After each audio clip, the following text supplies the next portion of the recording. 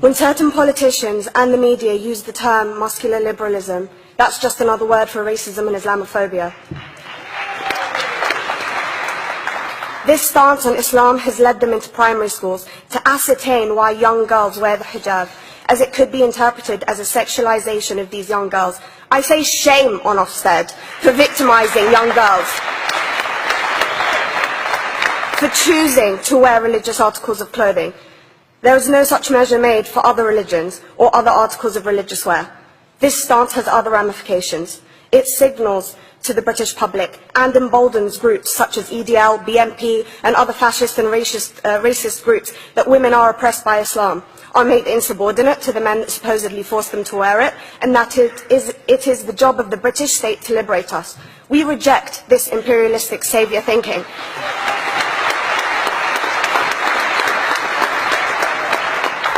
And I am here to state for all people who choose to practice their beliefs openly that we are not oppressed by our faith.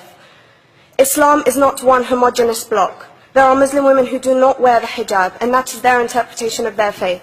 The Quran beautifully states, La ikraha fid din, which translates to there is no compulsion in religion.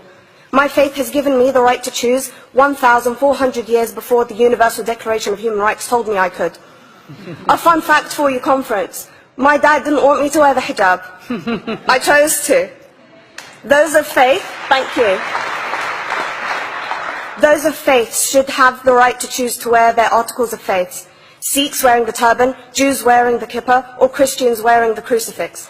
Practicing my right to freedom of expression through the hijab empowers me and other women like me to know that we are able to make decisions for ourselves. Through the hijab, women like me feel empowered to overcome the social expectations of sexualization that is relevant and has currently resulted in many cases of anxiety and worse. I can speak for myself and others like me. At school, I was able to focus more on the thoughts that were running through my mind than how good I looked to the world. The NUT has supported a woman's right to choose when it comes to pregnancy. I want conference to support my right to wear the hijab.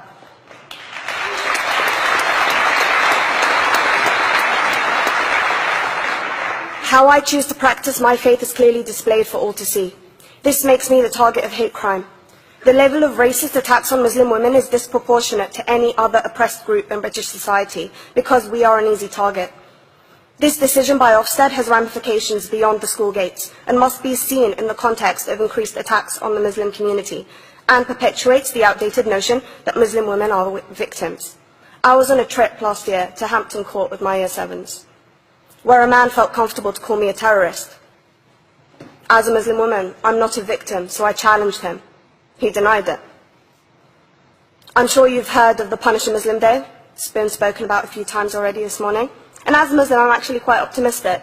They're trying to limit it to one day. That's 364 less than normal.